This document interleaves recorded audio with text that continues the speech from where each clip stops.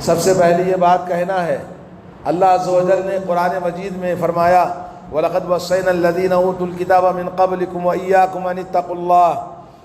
آپ صلی اللہ علیہ وسلم کو حکم ملا کہ آپ کی امت کو اور دنیا میں جتنی امتیں آئی ہیں سب کو اللہ نے اس بات کا حکم دیا کہ تقوی اختیار کریں، اللہ سے ڈریں، کیونکہ انسان کی زندگی میں سب سے بنیادی چیز اللہ کا ڈر، خوف، تقوی ضروری، لازم، فرض، واجب، فرض عین ہے۔ کوئی بھی انسان جب تک تقوی اختیار نہیں کرتا نہ دنیا کی فلاح اور بہبودی، کامیابی، کامرانی اس کو حاصل ہوتی ہے، نہ اللہ کی نصرت اور مدد حاصل ہوتی ہے، اور نہ ہی آخرت میں کامیاب اور کامران ہو سکتا ہے۔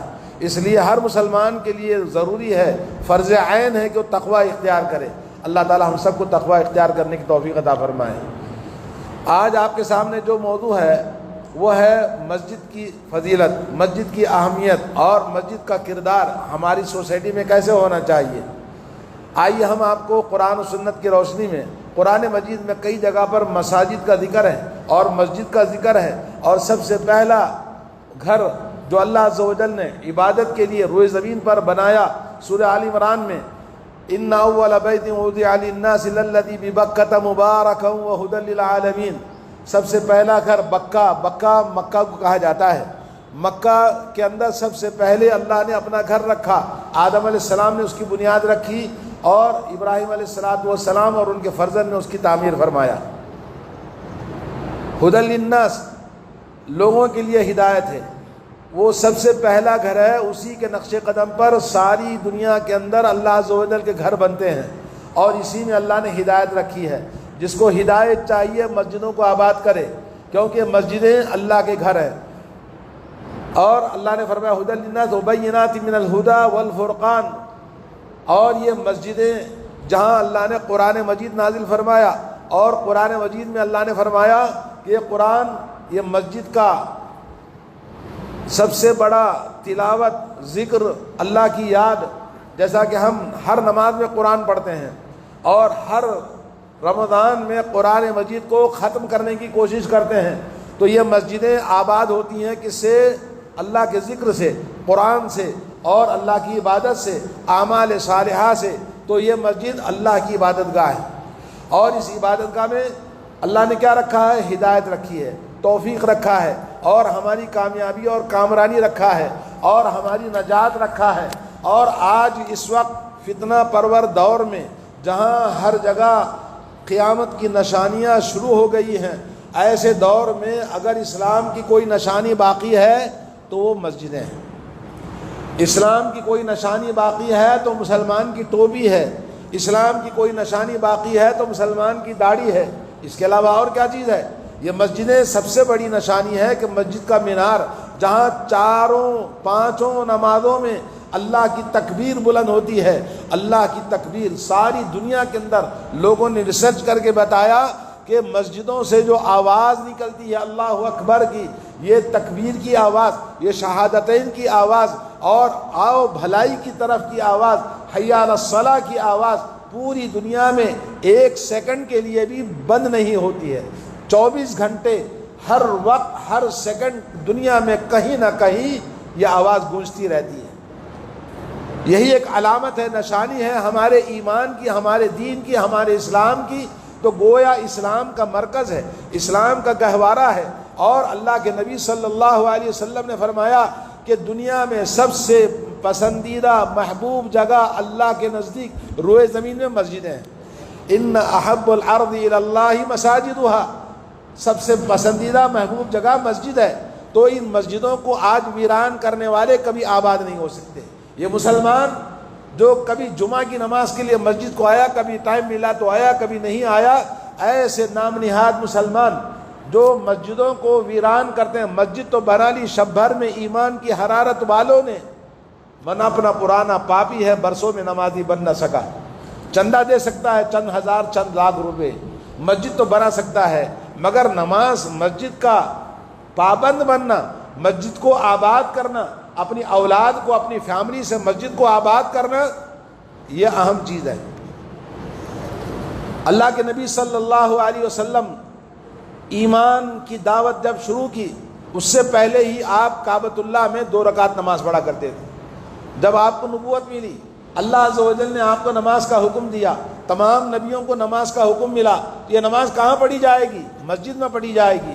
نبی کریم صلی اللہ علیہ وسلم اپنی نمازوں کو کعبۃ اللہ مسجد حرام میں پڑھتے تھے، لیکن دشمنان اسلام ابو جہل اور مکے کے مشرکین آپ کو نماز پڑھنے سے روکتے تھے۔ جب اتنا روکا ابو جہل ایک بار نبی کریم صلی اللہ علیہ وسلم کعبۃ اللہ کے قریب میں نماز پڑھ رہے ہیں، سجدے میں ہیں تو سجدے میں گردن کے اوپر پیر رکھ دیا، اور عقبہ بن ابی معیط یہ جو بڑا ظالم تھا، نبی کا دشمن تھا، اس نے سجدے میں نبی کے اوپر اوجڑی لا کے رکھ دیا۔ وہ پیٹ کا سامان اونٹ کا اتنا بڑا ہوتا ہے۔ تو ایسے ظلم و ستم اتنا سہے کہ آپ نے مکہ چھوڑنے پر مجبور ہو گئے۔ اللہ کے نبی صلی اللہ علیہ وسلم کو حکم ملا اللہ عز و جل کہ آپ اب یہاں عبادت کرنا آپ کے اور آپ کے متبعین ایمان والوں کے لیے، اہل توحید کے لیے ناممکن ہے، تو آپ ہجرت کر کے چلے جائیں۔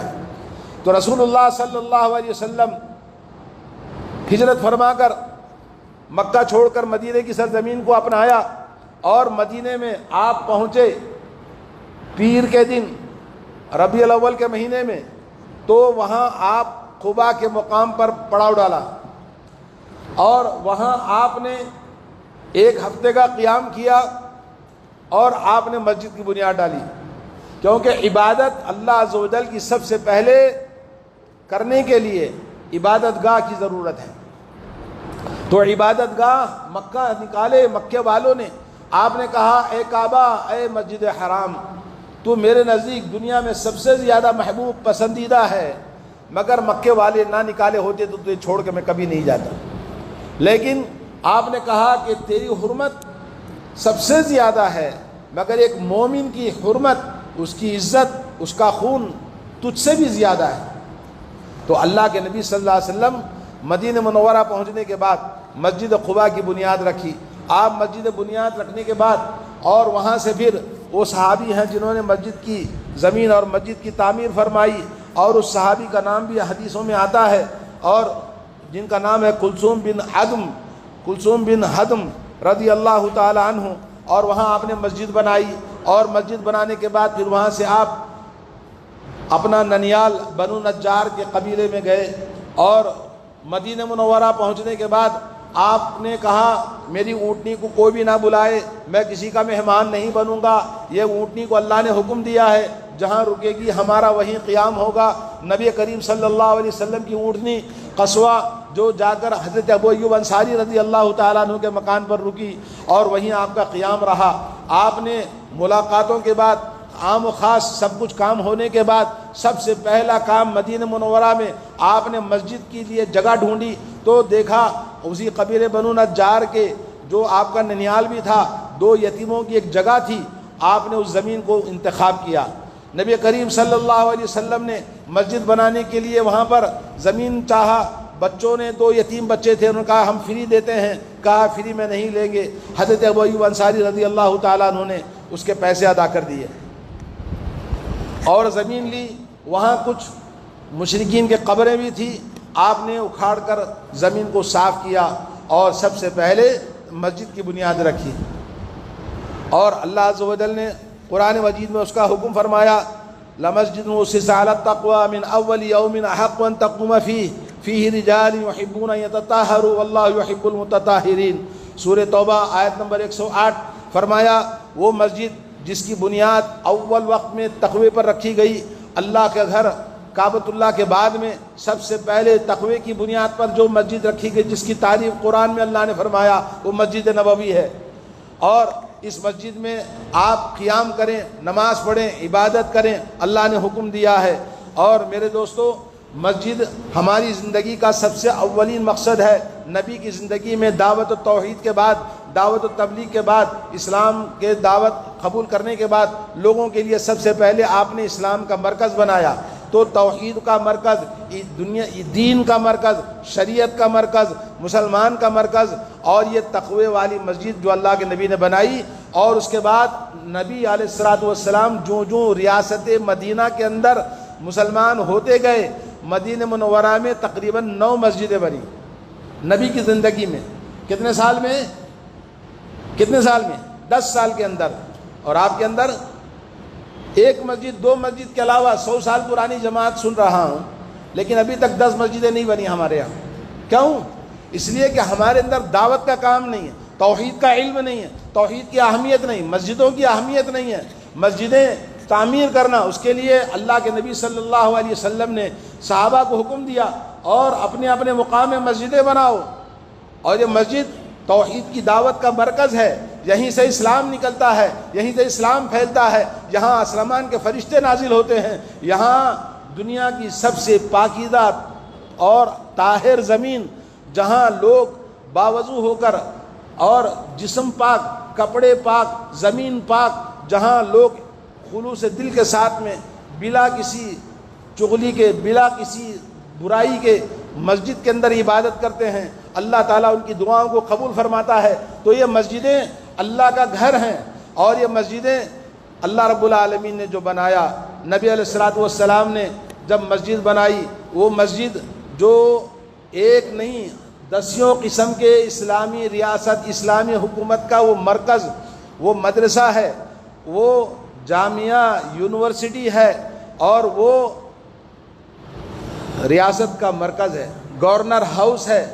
اور مدینہ منورہ کی جو مسجد تھی، جہاں جامعہ صفا کے اندر پورے صحابہ کرام جمع ہوتے تھے، نبی علیہ الصلوۃ والسلام ان کو درس و تدریس تعلیم دیا کرتے تھے.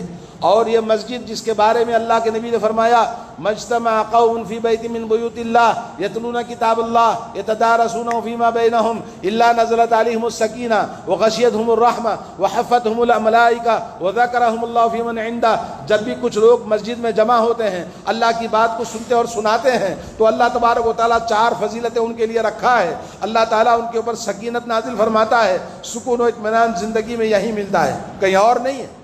پیسے میں نہیں، دنیا میں نہیں، بیوی میں نہیں، بچوں میں نہیں، بلکہ سب کچھ اللہ نے ہمارا ایمان اور ہماری زندگی کا قرار اور سکون یہاں رکھا ہے. اور ان کے اوپر آسمان کے رحمت والے فرشتے نازل فرماتا ہے، اسپیشل فرشتے، اور رحمت ان کو گھیر لیتی ہے اللہ کی. اور چوتھی چیز ہے، اللہ تعالیٰ ان کا ذکر اپنے مقرب فرشتوں میں فرماتا ہے کہ دیکھو میرے بندے دنیا کے کام و کاج، دنیا کی چیزوں کو چھوڑ کر میرے گھر میں کس طرح سے جمع ہیں. تو میرے بھائیوں، مسجد کی اہمیت ہماری نظروں میں چھوٹی سی ہے، اور دل بولا آیا، دل بولا نہیں آیا، اور مسجد کو بس ایک مثال کے طور پر بنا کے رکھا ہے. اور اتنی پرانی جماعت ہے، ایک مسجد کو لے کے گھس رہے ہیں. میں تو تعجب کیا، بولے یار وہاں گیا حیدرآباد کے اندر دیکھو 200 مسجدیں ہو گئی، فلاں شہر میں جاؤ 8 مسجدیں بن گئی، فلاں شہر میں جاؤ اتنی مسجدیں بن گئی. آپ کے یہاں کیوں مسجدیں نہیں ہیں؟ اللہ کے تعالیٰ فرماتا ہے، میرے عزت و جلال کی قسم، میرے عزت و جلال کی قسم، میں زمین پر عذاب نازل کرنا چاہتا ہوں. میں جب دیکھتا ہوں کہ میرے بندے میرے گھروں کو آباد کرتے ہیں، اور میرے بندے آپس میں اللہ کی محبت کے لیے، میری محبت کے لیے جمع ہوتے ہیں، اور میرے بندے سحری کے وقت میں، صبح کے وقت میں استغفار کرتے ہیں، تو میں عذاب کو ہٹا لیتا ہوں. حضرت ابن عباس رضی اللہ تعالیٰ عنہ کہتے ہیں کہ اللہ تعالیٰ عذاب کو ہٹا لیتا ہے جب عذاب نازل کرنا چاہتا ہے، تو دیکھتا ہے کہ میرے بندے مسجدوں کو آباد کرتے ہیں، تو اللہ تعالیٰ اس قوم سے عذاب ہٹا لیتا ہے. نبی کریم صلی اللہ علیہ وسلم نے جب بھی کسی فوج کو بھیجا تو حکم دیا، جاؤ پڑاؤ ڈالو، سحری کا وقت انتظار کرو، اگر وہاں اذان کی آواز آتی ہے تو وہاں حملہ نہیں کرنا. تو یہ اللہ کے گھروں کو آباد کرنے کا اسلام میں بہت بڑا حکم ہے. اور انما یعمر مساجد اللہ من آمن باللہ والیوم الآخر واقام الصلاة وآتى الزکاة ولم یخش الا اللہ فعسى اولئک ان یکونوا من المہتدین. اللہ نے فرمایا وہ لوگ جو اللہ تعالیٰ کے گھروں کو آباد کرتے ہیں، بناتے ہیں، مسجدوں کو تعمیر کرتے ہیں. گھروں کو آباد کرنے والے مسجدوں کو سب سے پہلے آباد کرنا ہے. نبی نے گھر نہیں بنایا، گھر کی فکر نہیں کیا، بلکہ مسجد کی فکر فرمائی. تو مسجدوں کو آباد کرنے والے کون لوگ ہیں؟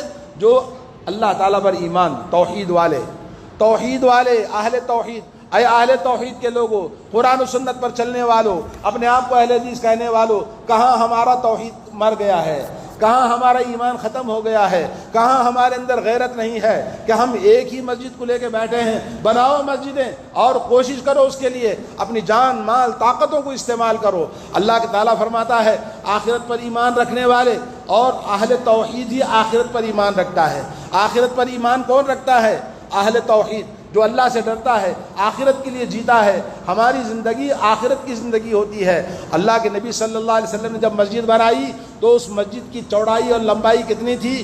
150 میٹر، 150 میٹر مربع میٹر تھی آپ کی مسجد، اور 4-5 گز زمین گہری کھودی گئی تھی، اور اوپر کھجور کے پتے ڈالے گئے تھے، اور زمین ریتیلی اور پتھریلی زمین بنائی گئی تھی۔ تو مسجد بنائی، اللہ کے نبی صلی اللہ علیہ وسلم خبا کے اندر مسجد بناتے وقت میں خود بنفس نفیس سرکار دو عالم رحمت للعالمین ایک مزدور کی طرح کام کر رہے تھے، اور مسجد نبوی بناتے وقت میں آپ نے اپنے آپ کو مزدوروں کی طرح، لوگوں کی طرح آپ پتھر اٹھا کے لاتے، زمین کھودتے، یہاں تک کہ وقت آیا کہ اللہ کے نبی صلی اللہ علیہ وسلم کو صحابہ اکرام نے کہا آپ ایسا کیوں کرتے ہیں؟ اللہ کے نبی نے کہا یہ مساوات کا درس ہے، دین ہمارا مساوات کا ہے، برابری کا ہے، پیسے کا غرور نہیں، دولت کا غرور نہیں، دنیا کے منصب کا غرور نہیں، اور نہ ہی آپ کے بڑے ہونے کا یا میلے ہونے کا یا بڑا ہونے کا کوئی غرور نہیں۔ اللہ کے نبی سے بڑا کون ہو سکتا ہے؟ لیکن نبی کی ذات میں دیکھو کیسی تواضع ہے، ان کے ساری ہے، خاک ساری ہے، اور محبت دیکھو، جو بڑا آدمی ہوتا ہے اس کو قوم محبت کرتی ہے، جان اس کے اوپر لٹاتی ہے اگر وہ اخلاص کے ساتھ لوگوں کے ساتھ کام کرے۔ تو آج ہمارے اندر یہ بات ضرورت ہے کہ ہم اپنے آپ کو بڑے ہونے کا غرور نہ کریں۔ دولت ہو سکتی ہے، حسن ہو سکتا ہے، منصب ہو سکتا ہے، آپ کا مقام ہو سکتا ہے، لیکن لوگوں کے ساتھ میں آپ نبی رحمت صلی اللہ علیہ وسلم سے بڑے تو نہیں ہو سکتے۔ نبی رحمت صلی اللہ علیہ وسلم ان کے ساتھ کام کر رہے ہیں مسجد کے اندر، اور یہ شعر پڑھتے جا رہے ہیں کہ یہ لا عیش الا عیش الآخرہ فاغفر الانصار والمہاجرہ۔ اے اللہ، یہ زندگی تو آخرت کے لیے ہم جیتے ہیں، دنیا کی زندگی کسی کے ساتھ رہنے والی نہیں، نہ دولت، نہ پیسہ، نہ صحت، نہ جوانی، نہ کوئی چیز باقی رہنے والی نہیں ہے، یہ تو فنا ہونے والی چیز ہے۔ لیکن جو افضل زندگی ہے وہ آخرت کی زندگی ہے، اصل زندگی آخرت کی زندگی۔ اس کے لیے آپ جو بھی لگائیں گے، حدیث میں آتا ہے من بنا للہ مسجدا بن اللہ لہ بیتا فی الجنہ، اور صحیح بخاری کی حدیث ہے جس نے مسجد بنائی اللہ کے گھر کے لیے تو اللہ تعالیٰ اس کے لیے جنت میں گھر بناتا ہے۔ ایک اور حدیث میں آتا ہے اگر کسی نے ایک آدمی کے بیٹھنے کے برابر بھی مسجد بنایا تو اس کے لیے بھی اللہ تعالیٰ جنت میں گھر بناتا ہے۔ اور مسجد میں کام کر رہے ہیں رحمت للعالمین سرکار مدینہ، سرور کونین، امام الانبیاء، تاجدار مدینہ، اور کیا دعا کرے؟ فاغفر الانصار والمہاجرہ، اللہ یہ انصار اور مہاجرین کی مغفرت فرما دے۔ تو میرے دوستو، ہمارے اندر مسجدوں کی اہمیت، مسجدوں میں مکتب ہونا، صبح شام بچے مسجدوں میں آنا، گھر کے محلے کے سارے بچوں کو یہاں پر مسجدوں میں بچے پرورش پائیں گے۔ نبی علیہ الصلوۃ والسلام نے فرمایا سبعۃ یظلھم اللہ فی ظلہ یوم لا ظل الا ظلہ، 7 آدمی جس کو اللہ تعالیٰ اپنے عرش کے نیچے جگہ دے گا، ان 7 لوگوں میں سے جو اللہ تعالیٰ کے عرش کو پانے والے ہیں ان میں سے ایک آدمی شاب نشأ فی عبادت اللہ، وہ نوجوان جو اللہ کی عبادت میں پرورش پاتا ہے۔ اللہ کی عبادت میں پرورش پانا، حلقے دروس میں شریک ہونا، تعلیم و تربیت پانا، توحید کی تعلیم، توحید کی تربیت، آخرت کی فکر، آخرت کی سوچ آدمی کے اندر پیدا کرنا، اور وہ نوجوان جو مسجدوں میں صبح شام بچے آ کر پڑھتے ہیں، اس مسجدوں سے ان کی محبت مسجدوں سے بڑھ جاتی ہے، اور بڑے ہونے کے بعد، جوان ہونے کے بعد بھی وہ مسجد والا بنتا ہے۔ آپ نے مسجدوں کو خالی کر دیا، مسجدوں کو ویران کر دیا، اور انگلش میڈیم اسکول دیکھیں اور فلاں کانوینٹ دیکھیں، کرسچنوں کے اسکول دیکھیں کتنے بھرے ہوئے ہیں۔ داخلہ ملنے کے لیے پیسے بھی دینا، لائن میں بھی لگنا، فکر مند بھی ہونا، جوتے بھی کھسنا، ماں باپ جا کے انٹرویو دینا، تب جا کے داخلہ مشکل سے ملتا ہے۔ یہاں فری میں پڑھنے کے لیے، پڑھانے کے لیے ہمارے کوئی سوچ نہیں، کوئی فکر نہیں ہے، کوئی ہمارا مستقبل نہیں ہے۔ یہ مسجد نہیں تو آپ نہیں ہیں، یہ مسجد نہیں تو آپ کا مستقبل نہیں، یہ مسجد نہیں تو آپ کا وجود نہیں، یہ مسجد نہیں تو آپ بلڈوزر چلائے جا رہے ہیں آپ کی مسجدوں پر، آپ کی مسجدوں پر گھروں پر بلڈوزر چلائے جا رہے ہیں، فکر ہے کسی کو؟ یہ مسجد آباد کرنے کے لیے خالی مسجد بنانا نہیں ہے، بلکہ مسجدوں کو اللہ کے دین سے، اللہ کی تعلیم سے، درس توحید سے، قرآن و سنت کے علم سے اس کو ہمیشہ روشن کرنا ہے۔ اور مسجد، اللہ تعالیٰ نے فرمایا، اللہ کے نبی صلی اللہ علیہ وسلم نے فرمایا کہ دوسرا آدمی جس کو اللہ تعالیٰ اپنے عرش کے نیچے جگہ دیتا ہے، رجل قلبہ معلق بالمساجد، وہ انسان جس کا دل اللہ تعالیٰ کے گھروں سے جڑا ہوا ہے، جب دیکھو نماز کی فکر ہے، جب دیکھو مسجد کی فکر ہے۔ تو میرے دوستو، مسجدوں کے لیے ہم نے کیا کیا، مسجدوں کے لیے ہم نے کیا قربانی دی ہے، اور مسجدوں کے لیے آج پیسہ دینے کے لیے بھی تکلیف ہوتی ہے۔ اپنے گھروں، اپنے شہر کے لیے ہم کوشش کریں ایک سے زیادہ مسجدیں بنائیں، اور مسجدوں کے اندر جو بھی آپ کا حصہ لگے گا وہ قیامت تک کے لیے آپ کے لیے صدقہ جاریہ ہے۔ اللہ کے نبی صلی اللہ علیہ وسلم نے فرمایا صدقہ جاریہ فلاں فلاں فلاں چیزیں ہیں، ان میں سے ایک مسجد بنانا بھی صدقہ جاریہ کا ذکر ہے حدیث کے اندر۔ ترمذی کے اندر حدیث ہے 7 چیزیں ہیں جس کو مرنے کے بعد بھی صدقہ جاریہ کا ثواب ملتا رہتا ہے، ان میں سے ایک مسجد بھی ہے۔ تو اس طرح سے میرے بھائیوں، مسجدیں بنانا ہماری زندگی کے اندر بہت اہم ہے۔ ہمارے زندگی، ہمارے معاشرہ، ہمارے آنے والے نئے جنریشن کے لیے ہمیں بنانا چاہیے۔ ایک آدمی درخت لگا رہا تھا، پوترے نے بولا دادا ارے کیوں لگا رہے ہو، آپ تو اتنے بوڑھے ہو گئے ہو۔ بیٹا ہم درخت اس لیے لگاتے ہیں کہ جب بڑا ہوگا تو اس کا سایہ آپ کو ملے گا اور اس کا پھل آپ کھائیں گے۔ تو میں مسجد بناؤں، میری اولاد پڑھے گی، میری اولاد کی اولاد ان مسجدوں کو آباد کرے گی۔ مسجدوں کو اللہ کے نبی نے کہا 7 سال کی عمر میں بچے کو مسجد کو لے کر آؤ، 10 سال کی عمر میں مسجد نہ آئے تو پٹائی کرو۔ تو میرے دوستو، مسجدیں بڑی اہمیت کے حامل ہیں، اور قرآن و حدیث پڑھنے پڑھانے، مدرسہ، اسکول، یونیورسٹی، وعظ و نصیحت، دعوت و تبلیغ کا مرکز مسجد ہے۔ اسلامی شریعت کو اللہ نے اسلامی شریعت کا کورٹ بنایا ہے، فیصلے کرنے کا۔ رسول اللہ صلی اللہ علیہ وسلم نکاح کے، طلاق کے، خلا کے اور جتنے سوسائٹی کے ضرورت کے فیصلے تھے وہ اسی مسجد میں ہوا کرتے تھے۔ آج پولیس اسٹیشنوں میں جا کے مسلمان ذلیل ہو رہا ہے، مسجد کو بلاؤ تو آنے کے لیے تیار نہیں ہے، اس لیے کہ ایمان نہیں، جہالت والی زندگی ہے۔ کافروں کے ساتھ رہتے رہتے کافروں جیسا مزاج، کافروں جیسا دماغ، کافروں جیسی عادتیں، اور علم نام کا مسلمان ہے اندر سے کافر ہے۔ لا حول ولا قوت الا باللہ۔ تو میرے بھائیوں، آج اسلامی ریاست کا پارلیمنٹ اللہ کے نبی نے مسجد کو بنایا تھا۔ یہ گورنر ہاؤس ہے جہاں اللہ کے نبی آنے والے وفود کو استقبال کرتے تھے، آنے والے لوگ مسجدوں میں آ کے قیام کرتے تھے اور اللہ کے نبی سے اسلام سیکھتے تھے۔ حضرت مالک بن الحویرث رضی اللہ تعالیٰ عنہ کی حدیث صحیح بخاری کے اندر ہے، کہتے ہیں کہ ہم اور کچھ نوجوان، شبابۃ متقاربون، چند ہم عمر نوجوان، ہم اللہ کے نبی کی بارگاہ میں آئے اور 20 دن ہم نے قیام کیا۔ کہاں؟ مسجد میں، اور دین سیکھا۔ 20 دن کے بعد میں نبی ہمارے پاس آئے، سألنا من بعدنا، پوچھا ہمارے سے کہ تمہارے گھر میں کون ہے۔ ظاہر بات ہے ایک ایک نوجوان سے پوچھا کہ تیرے ماں باپ کون ہیں، کیا کر رہے ہیں، سب کے حالات پوچھا۔ اس کے بعد آپ نے فرمایا شاید تم کو تمہارا گھر، تمہارے ماں باپ یاد آ رہے ہیں، اتنی تعلیم جو دی ہے، جاؤ یہاں سے۔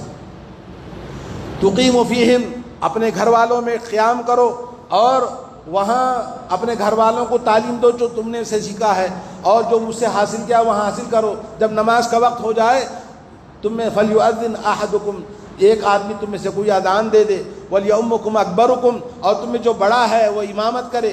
آپ نے مسجدوں کو آباد کیا۔ میرے دوستو، اللہ کے نبی صلی اللہ علیہ وسلم کی نماز کی سب سے بڑی مشہور حدیث کی کتاب بخاری کے اندر، دوسری کتابوں کے اندر جو ہمیشہ لوگ زبانوں پہ رہتی ہے، صلو کما رأیتمونی اصلی، اس کے راوی کون ہے؟ مالک بن الحویرث رضی اللہ تعالیٰ عنہ، جن کا قصہ آپ نے سنا۔ پوری زندگی اللہ کے نبی کے بعد میں جب تک زندہ رہے نبی کی نماز ہی کو تعلیم دیتے رہے۔ یہ مسجد اللہ کے عبادتوں کا، نبی نے ہم کو دنیا میں جیسا کہ اللہ نے فرمایا کہ رحمت للعالمین بنا کے بھیجا، رحمت والے نبی کو اللہ سے کنیکشن جوڑنے کے لیے یہ مسجد ہمارا مرکز ہے، اللہ کے قریب جانے کے لیے ہمارے لیے مسجد مرکز ہے، اللہ کے پاس جنت کو پانے کے لیے مسجد ہمارا مرکز ہے۔ تو یہ مسجد جو اللہ کے نبی صلی اللہ علیہ وسلم نے ہمارے لیے ایک ایسی عظیم نعمت بنائی ہے. یہاں جو نماز پڑھے گا اس کی نماز کی حیثیت 25 ڈگری 27 ڈگری زیادہ ہو جاتی ہے. اگر گھر میں نماز پڑھے اور مسجد میں آ کے پڑھے تو کتنا ڈگری ہے؟ 27 ڈگری اس کی نماز کا درجہ بڑھ جاتا ہے. یہ مقام ہے مسجد کا.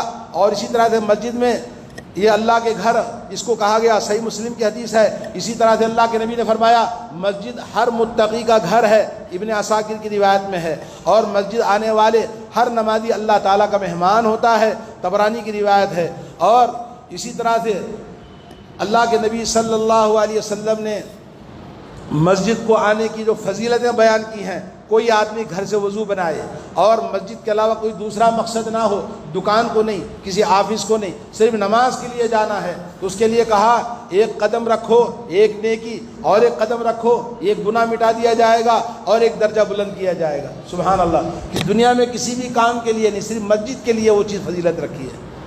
تو میرے بھائی، مسجدیں ہماری زندگی کا سب سے اول مقصد ہے.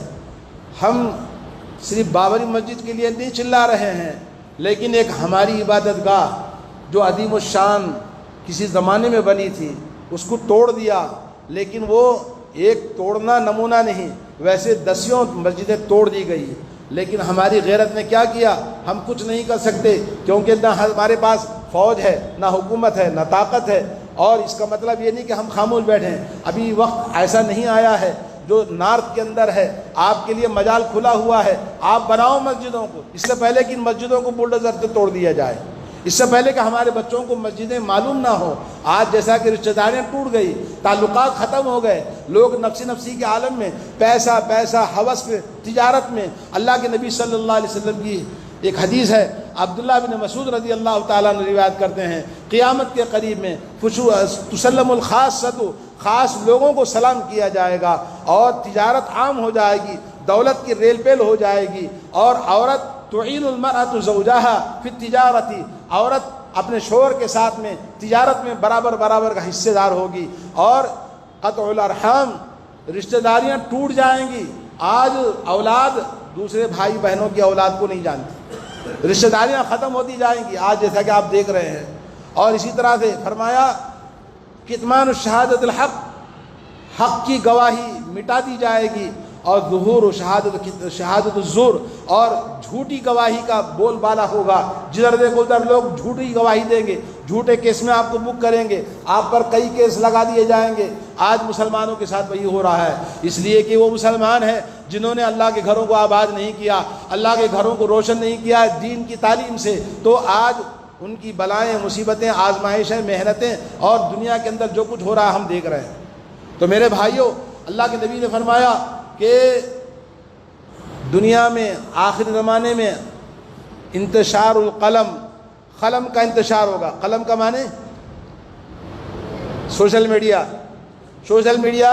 عام ہو جائے گا. آج جاہل، ان پڑھ، گنوار، چھوٹا بڑا، عورت مرد، سب موبائل، ادھر سے ادھر سے ادھر، انگلی گھمانا، میسج بھیجنا، میسج لینا، یہ کرنا. یہی انٹرنیٹ ایسا ہو گیا ہے. پوری دنیا گلوبلائزیشن کی زمانہ ہے. تو میرے بھائیوں، ایسے دور میں جہاں ہر جگہ دین سے دوری کرنے کے لیے آج کوئی اہل حدیث مسجد بنانا چاہتا ہے، لوگ آ جاتے ہیں. مندر بناؤ، اعتراض نہیں ہے.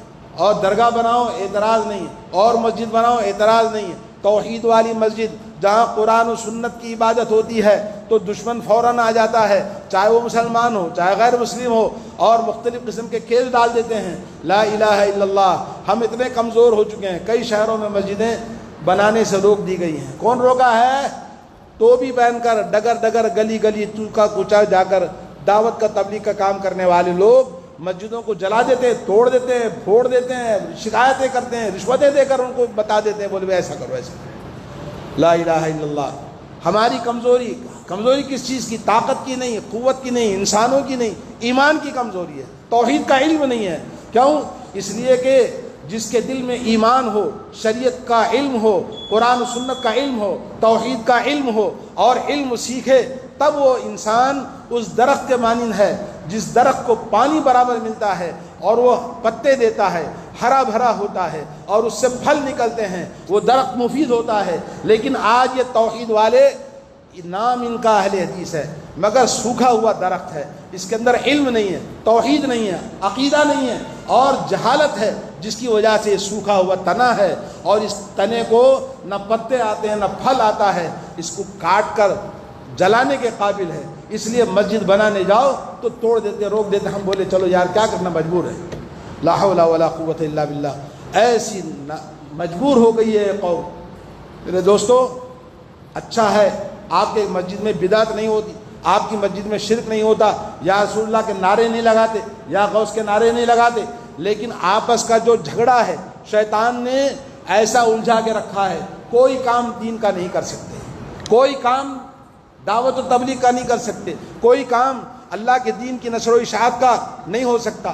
ایک نہیں کئی شہروں میں میں بہت جگہ پہ دیکھا ہوں، آپ کو 10 مثالیں دے سکتا ہوں۔ کیوں؟ اس کے اندر ہمارے پاس غیرت مر چکی ہے علم کی۔ جیسے میں نے کہا کہ درخت کو پانی چاہیے، ایمان کو پانی چاہیے، اور اس ایمان کے لیے قرآن و سنت کا علم اس کا پانی ہے۔ جب تک قرآن و سنت کی تعلیم نہیں ہوگی آپ کے اندر اس کی فکر نہیں پیدا ہوگی۔ جب تک دعوت کا کام نہیں کریں گے آپ کی مسجد میں سکڑ کر ایک وقت آئے گا بلڈوزر چلے گا۔ انا للہ و انا الیہ راجعون۔ آج ہمارے لیے بہت شرم کی بات ہے، مسجدوں کی تعمیر، مسجدوں کی آباد کاری ہماری زندگی کا مقصد ہونا چاہیے، اور ان مسجدوں کے اندر جو بھی ہم دامیں درہمیں سخنیں جو بھی تعاون کریں گے یہ سب اللہ تعالیٰ کے پاس باقی رہنے والی چیز ہے۔ اللہ تعالیٰ سے دعا ہے کہ اللہ تبارک و تعالیٰ ہم تمام کو توفیق عطا فرمائے، اللہ کے گھروں کو آباد کرنے کی توفیق عطا فرمائے۔ آباد کرنا علم سے، آباد کرنا عمل سے، آباد کرنا توحید کی دعوت سے، آباد کرنا بلڈنگ سے نہیں، خوبصورتی سے نہیں، بڑے بڑے بنانے سے نہیں، بلکہ کیفیت کوالٹی ہونا چاہیے، کوانٹیٹی نہیں ہے۔ مسجد تو بنا لی شب بھر میں، ایمان کی حرارت والوں نے، من اپنا پرانا پاپی ہے برسوں میں نمازی بن نہ سکا۔ ایسا حال ہے ہمارا۔ اللہ تعالی ہم سب کو اللہ تعالیٰ کے دین کی دعوت کا کام کرنے کی توفیق عطا فرمائے۔ مسجد کے اندر جتنا علم آئے گا اتنا دعوت کا کام عام ہو سکتا ہے، اور دعوت کا کام جو قوم چھوڑ دیتی ہے اس قوم کا حال وہی ہوتا ہے جو آج ہمارے ملک کے مسلمان اہل حدیث کا حال۔ کیونکہ توحید کی امید آپ سے تھی، مگر آپ ایک سوکھا ہوا درخت ہے، آپ کسی قابل نہیں ہیں، تو آپ سے کیا کام لیا جائے گا؟ اور وہ کام جو کر رہے ہیں، ایک اجتماع میں لاکھوں آدمی جمع ہو جاتے ہیں، آنن فانن اجتماع ہوتا ہے، کروڑوں روپے خرچ کرتے ہیں، توحید کی دعوت ہے؟ نہیں۔ توحید کی دعوت والے کہاں ہیں؟ سو رہے ہیں، غفلت میں ہیں، سوکھا ہوا تنا ہے۔ لا حول ولا قوت الا باللہ۔ میرے دوستو، اور ایک بات جو میں نے محسوس کیا، آپ کے شہر کے بچوں کو، اپنے بچوں کو دین کی تعلیم دلاؤ، حافظ قرآن بناؤ، عالم دین بناؤ، اس مقصد سے کہ ہمارے گاؤں میں میرا بچہ داعی بنے گا، عالم بنے گا، دین کی تعلیم دے گا۔ اپنے بچوں کو، اپنے نواسوں کو، پوتروں کو تعلیم دو، اور یہاں پر ایک دینی مدرسہ ہونا چاہیے، اور یہاں پر علماء ہونا چاہیے۔ اتنی قدیم جماعت ہے، اور ہم جماعت کے اندر باہر والا کچھ نہیں کرے گا۔ باہر والا آتا ہے پیسے کے لیے، اپنے لیے نہیں، آپ کے لیے نہیں۔ میرا نہیں بنتا نہ بن، اپنا تو بن، اپنے من میں ڈوب کر پا جا سراغ زندگی۔ آج ضرورت ہے ہم اپنے گھروں میں اپنے بچوں کو دین کی تعلیم دلائیں۔ ایک عالم بنے گا پورے خاندان کے لیے وہ کافی ہو جائے گا۔ اللہ تعالیٰ توفیق عطا فرمائے۔ بارک اللہ لی ولکم فی القرآن العظیم ونفعنی وإیاکم بالآیات والذکر الحکیم، انہ تعالی جواد کریم ملک رؤوف رب